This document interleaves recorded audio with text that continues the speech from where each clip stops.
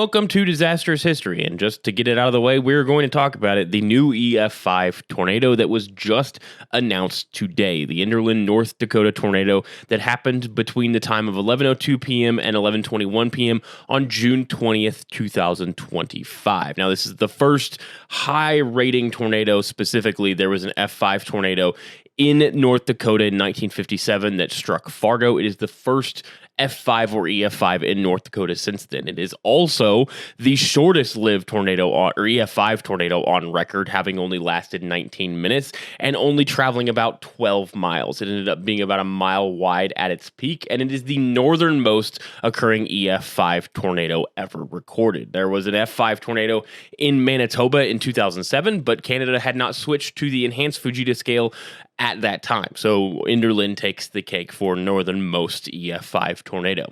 It is also the first EF5 tornado in the United States since the Moore, Oklahoma tornado on May 20th, 2013, which everyone remembers. It's one of the most infamous tornadoes of all time. It ends the 12-year drought. Now, this particular tornado did end up causing 3 fatalities around Enderlin, North Dakota in 2 separate homes, and caused significant damage to several others. Now, this particular tornado was based in EF5 off of 2 damage indicators, which we're going to go into. And I also want to talk about 3 damage indicators that received EF4 ratings that aren't getting as much attention in the last day, or, well, not even day, 12 hours since it was announced. So we're going to get into all of that. So first, what we're going to do is we're going to look at, obviously, the damage assessment. So here we have, to give you an idea of where we're at, we are in southeastern North Dakota, just a little ways west of Fargo or southwest of Fargo. So here is our overall track. It is this purple line right here. Now, to start out with, we're going to start out with the EF5 damage. Now, there are 2 damage indicators that were given EF5 ratings. Both of them are associated with a freight train that was sitting on this railroad right here, this rail line right here. The first one we're going to look at is this one right here. Now, I wonder how well I can... it doesn't make it any easier to read, so we're just going to have to... Essentially, it was given a 200, and this one in particular was given a 210 mile per hour rating, which the EF5 scale starts at 201 miles per hour plus. So this is EF5. Essentially, what happened here, and we're going to open this photo. This freight train was filled with grain, obviously, filled with grain. The tornado came along and tipped the train over on the tracks, off the tracks here, and dumped it out. Now, this particular train was mostly full. So what I mean by that is this particular train consisted of 33 rail cars. 19 of them were filled, 14 of them were empty. The 19 that were filled were these right here, these grain cars right here. Now, assuming that they were entirely full, they would weigh approximately 286,000 pounds. That is the absolute maximum for North American rail cars.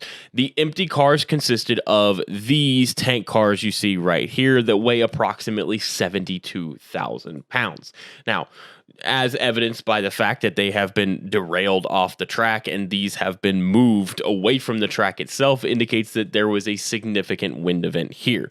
But one of the questions I've seen is, why exactly was this train parked in the way of a tornado? And I was able to talk to an individual that works for the railroad involved here, basically gave me their severe weather guidance for those on board a train. So in the event of a tornado watch, essentially they are told to continue traveling at their max rate of speed that they can, which is 55 miles per hour. For these particular cars right here, 55 miles per hour is the max that they can go until there is a tornado warning. If there is a tornado warning, if they are not in the locomotive, they are told to go from wherever they are to the locomotive. If they cannot get to the locomotive before the tornado arrives there, they're told to lay down in a ditch or flat on the ground and cover their head. Pretty standard tornado safety stuff.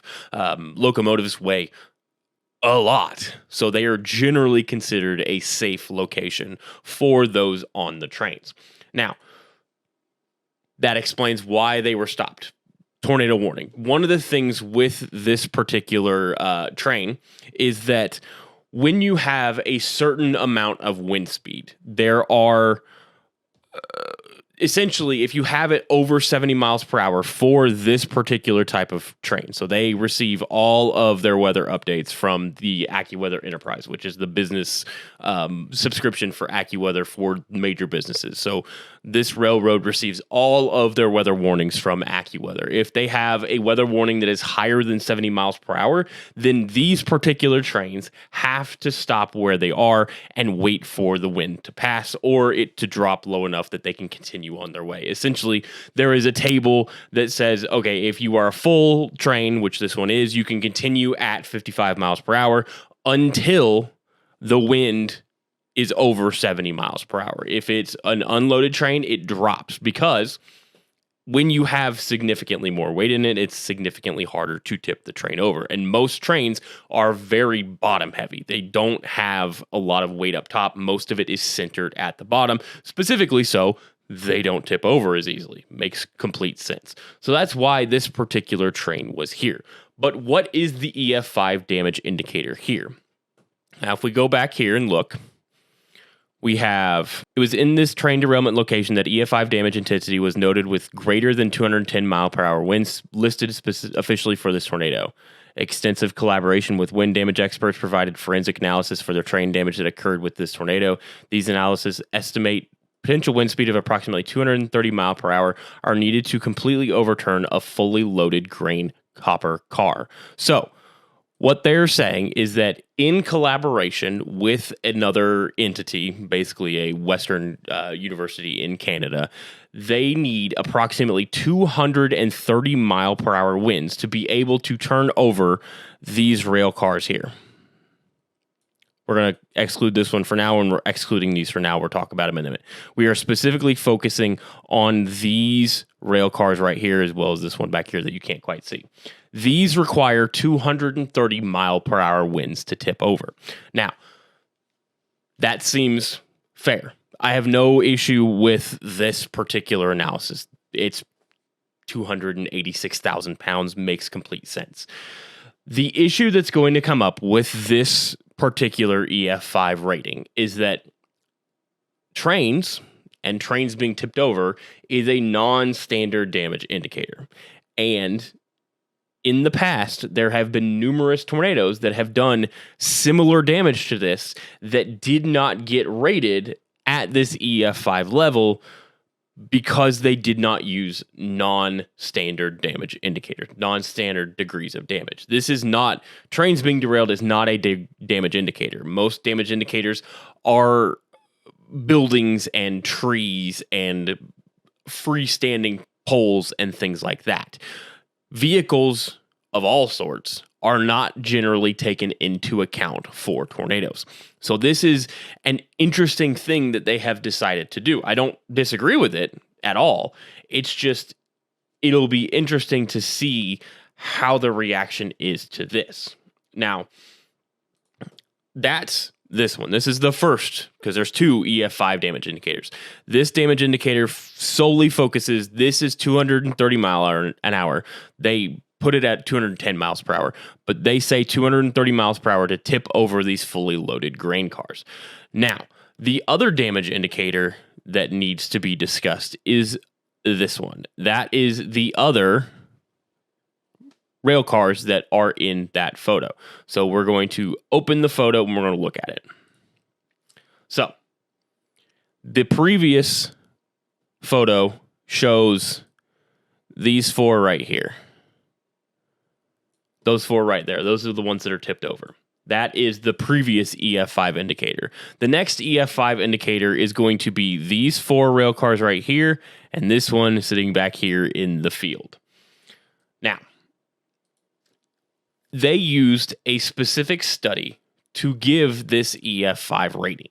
And that study basically, I'm going to show it in a minute, but that study basically took several past tornadoes that did not receive an EF5 rating and analyzed the wind speeds that would be necessary to pick up and loft several pieces of non-standard damage indicators. So those three tornadoes used a combine, a truck, a pickup truck, an SUV, and a round bale of hay. And we'll get to those in a second. But They used that same study to calculate the force needed to pick up these 4 right here and move them here, and then the force needed to pick up this tank car back here in the field and loft it all the way back there.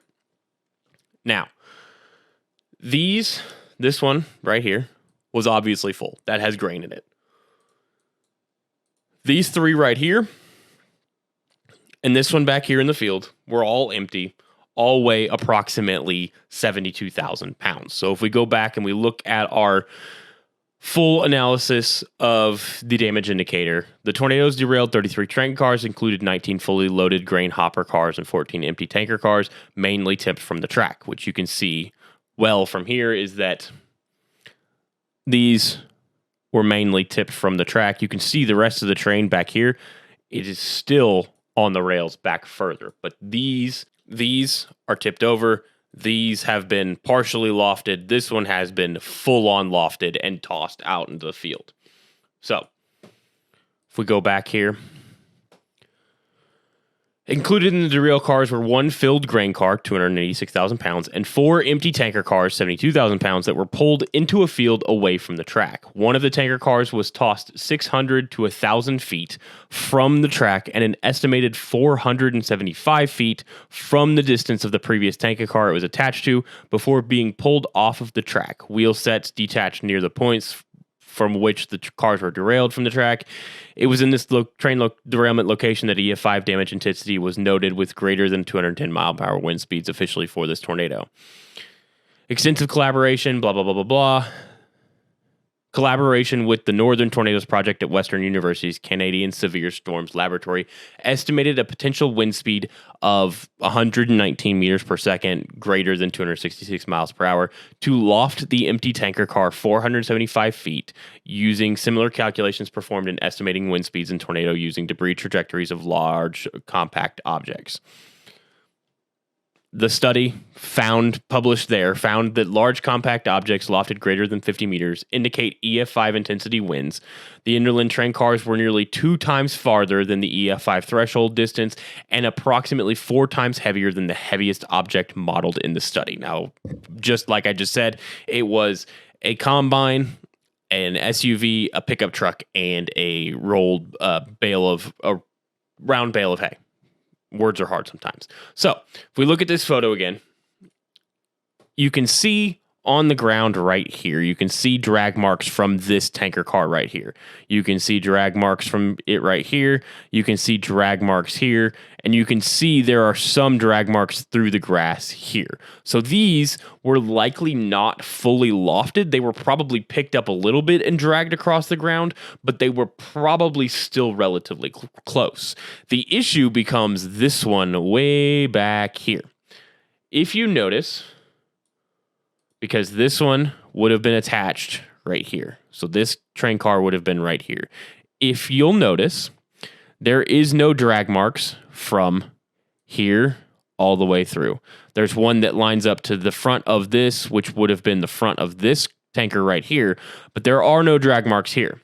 In addition, if we erase my lines here, you'll notice there are no drag marks or impact locations anywhere between where it took off from and where it landed. It is fully up in the air that entire distance. And you can see it a little bit from this previous photo. Let me open it up again.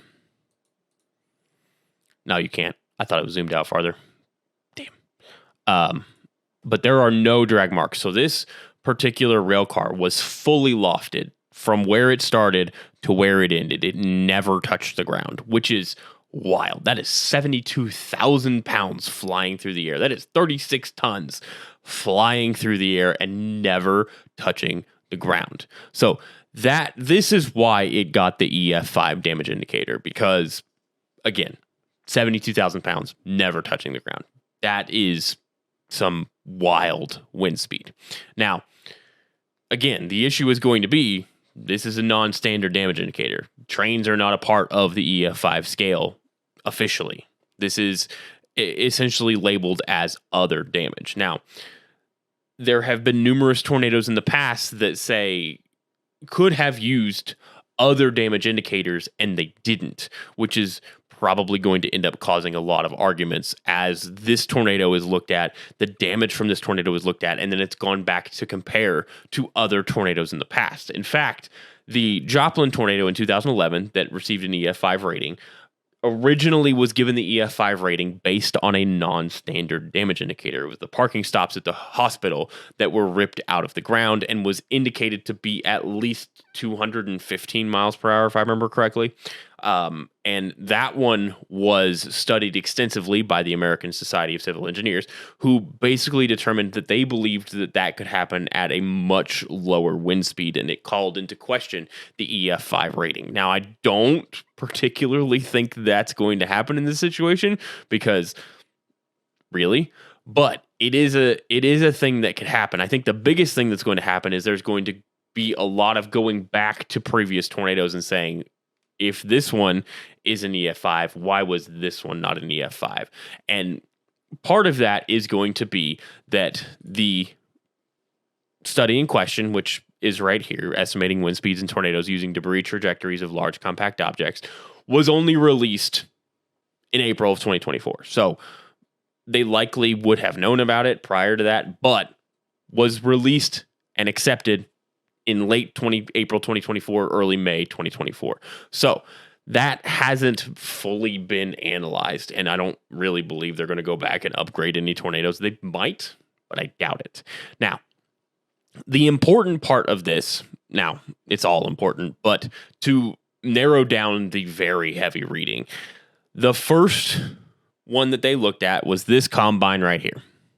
You see right here? Was in a 2023 tornado in Didsbury, Alberta. And if we scroll down here, that's the EF2. Okay, so this is a drone overview of the Didsbury, Alberta EF4 tornado. The starting point for this combine, which you see right here, is this circle right here. It was picked up and placed and partially embedded in the ground right here. Now, that was approximately 90 meters, which, if I do really quick math, is just over 270 feet, almost 300 feet probably. The official weight, it was in here somewhere, and I don't remember exactly where, was about, I think, 9,800 pounds for this combine. So it was lofted less distance than it was significantly less weight and lofted less distance than the rail cars from the Enderlin tornado. The other one that they looked at, if we scroll down here, this is all of the math. Here we go. This was an EF3 tornado in Scarth, Manitoba in 2020, August 7th, 2020. We are looking at two different vehicles here. We have an SUV that was located right about here in this white circle here and ended up right here. And then we have a Chevy Silverado that started in this black circle here and ended up in this field right here. Now, the thing with this particular study is that this SUV was picked up here, ended here. There are no drag marks. There is no indication that it ever touched the ground between being picked up and landing. Same thing with the truck. Was picked up here, landed over here. No drag marks, no indication that it ever touched the ground between these 2 points. The distance that this SUV traveled from here to here was approximately 30 to 50 meters, which the interesting portion of this is the SUV had 2 people in it. They were actually interviewed for this study to recall how far they traveled before impacting the ground. And then the truck was picked up here and tossed over into here, traveled about 80 to 100 meters. So that is a pretty considerable distance. But you'll note that both an SUV and a pickup truck are significantly lighter than a rail car, and also did not travel as far as the rail car did.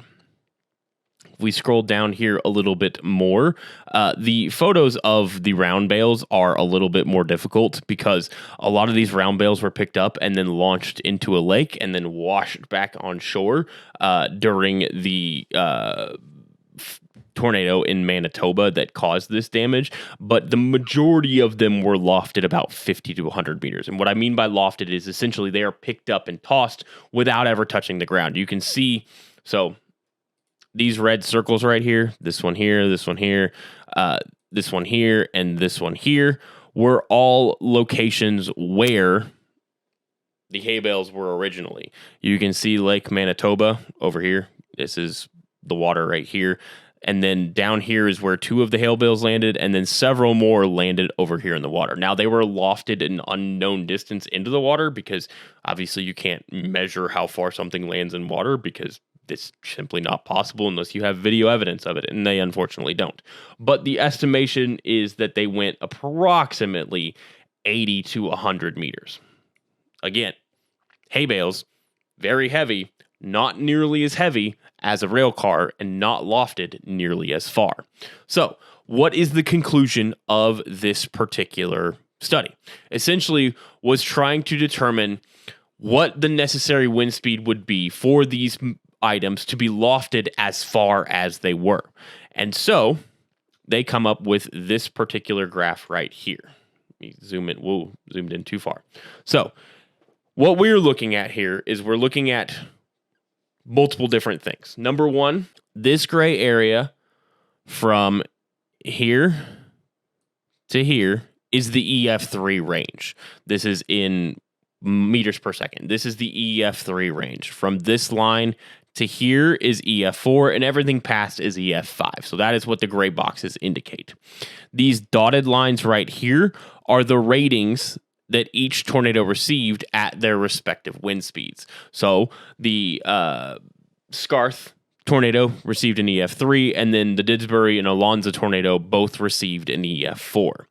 Now, these lines right here are the 4 different materials that were picked up and lofted. Essentially, what this is showing you is the probability over here that this particular wind speed would be able to loft whatever that material was that distance. So if we look at the SUV here, which is this solid red line right here, there is a 100% probability that at just under 120 meters per second, it could pick up and toss that SUV that far. Down here, if it's just at 90 meters per second, which is right at the EF5 line right here. So right here, there is a very low probability that that wind speed could pick up and toss that SUV that far. So essentially what it is determining is what the probability is of that particular wind speed causing that particular instance. What's interesting about this is that most people are going to say, okay, the easiest thing to toss would be the round bale. They seem like they would be the lightest, but based on their calculations and their graph right here, the round bale, you can see right here, green line is the hay bales. The round bale is the hardest to toss and requires the highest wind speed. But the other interesting part of this is that the SUV, the truck, the combine, and the hay bale all require at least EF5 wind speeds to be lofted as far as they were. Taking this into account, there are a number of tornadoes that had vehicles lofted like this that did not receive EF5 ratings. And by using this particular study to say, hey, this one in particular was, again, 4 times the weight, 2 times the distance, thereby it's an EF5 tornado. It's also going to open the door for people to go back in time and say, hey, what about this tornado here that had the same vehicle that was lofted the same distance? Why is it not being upgraded to an EF5? There are a number I can think of off the top of my head. Now, if you're curious what exactly tornadoes I'm talking about, well, there's this one here. This is from Ashby, Nebraska, earlier in 2025. This is a freight train that was derailed by that tornado. Now, this particular tornado received an EF2 rating, and this train was not included as a damage indicator anywhere on the official rating. So it derailed several dozen cars that rolled over to the side. You can see back here the wheels were pulled off of several of these cars, and some of them were pushed a good 30, 40 feet away from the actual train tracks here. However, this front portion right here is the actual locomotive for the train. Now, if you'll notice, one thing about a lot of these train derailments from tornadoes is the actual locomotive doesn't tend to get derailed. It's usually sitting there. Specifically, the Enderlin North Dakota one did not derail the locomotive. Several others that I'm going to show you here in a minute did not derail the locomotive, but this one did in fact derail the locomotive, and I was able to receive the exact specifications for this exact locomotive from someone that works at the railroad, and it weighs 420,000 pounds. So that is a lot of tons that I can't do. The 210 tons that I apparently can do the math in my head if I think about it for a half second longer. So that is significantly more weight. Now, this one was just tipped over, but if you remember, in the previous, the Enderlin tornado, one of the damage indicators that was given EF5 was simply tipping over the grain carts, the grain cars that weighed approximately a little over half of what this locomotive weighs. So this should be an EF5 damage indicator. It won't be. They will not go back and re-rate this, but this should have been an EF5 damage indicator based on what was released about Enderlin today. The next one I want to talk about, this photo will be very familiar to a lot of you. This is the 2013 El Reno tornado that killed Tim Samaras and his son. Their cobalt was thrown approximately half a mile by that particular tornado. That tornado received an EF3 rating. The weight of a Chevy Cobalt is about 2,800 pounds. The weight of a round bale is about 2,000 pounds. This was thrown significantly farther than those round bales were thrown. So this also should be an EF5 damage indicator. Now, that analysis wasn't done. The study wasn't released when the 2013 tornado happened, so obviously they wouldn't have known that at the time. But going back and saying, okay, we have this knowledge now that to have a solid item that weighs approximately 2,000 pounds be thrown further than 50 meters requires EF5 wins. The 2013 El Reno tornado should be upgraded to an EF5. The next one we have is this one. Now, you may not recognize this damage off the top of your head, but it is a very famous tornado, specifically because it was not rated EF5. This is the Mayfield, Kentucky tornado. Now, this particular derailment happened about 45 minutes northeast of Mayfield. It wasn't in actual Mayfield itself, but I want you to notice a couple things. Number one, this one right here, this one right here, this one back here, and this one right here, as well as where's it? There is one more that I am missing. It may be a different photo. One of these, so most of these are empty, which is fair, but one of these, and I cannot remember which one it is, it looks like it may be not in this photo, I think it's this one right here actually, was full and has been tipped over and dumped. So, once again, these have been picked up. There's no drag marks, have been picked up, especially this one here and this one here have been picked up and moved away from the actual rail line itself. Should be an EF5 damage indicator. This one, this is in December of 2021. So again, still would have been before that study was released. However, it would be a good idea to go back and say, hey, with additional scientific evidence and study, we learned that this should be an EF5 tornado. The next one, this one happened in April of 2024, actually just before that particular study was released. This is from the Greenfield, Iowa tornado. This was Monica Zamaron, who was a local who was driving home from work. Her car was picked up and tossed several hundred yards into the middle of a field. Unfortunately, she died in this accident or this particular tornado. But again, this would have been an EF5 indicator. And then the last one, just because why not? This is also from that same outbreak in 2024. This is a train that was derailed in Lincoln, Nebraska by a tornado that touched down just before the famous EF4 tornado in Elkhorn, Nebraska, which, if I go back and look through photos, probably also has EF5 damage indicators if we take into account the new study that they used to give the Enderlin tornado an EF5 rating. And again, you'll see these have been picked up and moved away from the rail line itself. Likely would have been an EF5 damage indicator. This was not included on the assessment.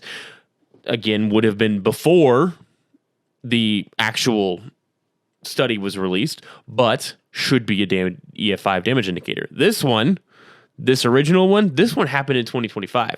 This one was with that study out and available. So this should be upgraded to an EF5 tornado, at least in my personal opinion, because again, if you're going to use tipping over a fully loaded rail car, which has a maximum weight of 282,000 pounds, this locomotive that's 420,000 pounds being tipped over should also be an EF5 damage indicator. Now, I did say at the start of this that there were 3 EF4 damage indicators that I wanted to talk about as well, specifically because of their wording on the Enderlin EF5 tornado. First one I want to talk about is this one right here. This is trees debarked with only stubs of largest branches remaining. Forest along the Maple River completely leveled with few trees untouched and partial debarking noted along with numerous trees displaying evidence of sandpapering debarking. So, you can see here in the damage, you can see that these trees right here and these trees right here have all been debarked. They've had most of their branches removed, and that is why they received the EF4 damage indicator.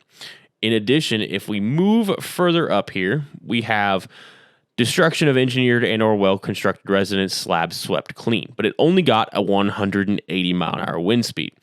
The foundation was swept clean with no debris remaining at the house site, showing a complete removal of all material. The problem was, once again, insufficient anchoring was present, limiting a potential higher rating from being assessed. There are no photos with this particular damage indicator. However, we have once again done the thing that has driven everyone but the NWS crazy for the last 12 years since the last EF5 tornado. We have an officially EF5 tornado, but we have a foundation that has been swept clean of all debris, but there were no anchors actually anchoring the house to the foundation to give it that EF5 rating. And then the other EF4 damage indicator that I wanted to talk about was this one right here. Trees debarked with only stubs of largest branches remaining, 167 wind speed. Root ball was noted to have been lofted from a tree row over a quarter mile away with only 6 feet of the associated tree trunk remaining attached. So let's go ahead and take a look at the photo here. It has been picked up and tossed a half a mile, and there is only a portion of the trunk left. Now, you cannot get EF5 damage indicator from trees. They stop at EF4, the end all be all. But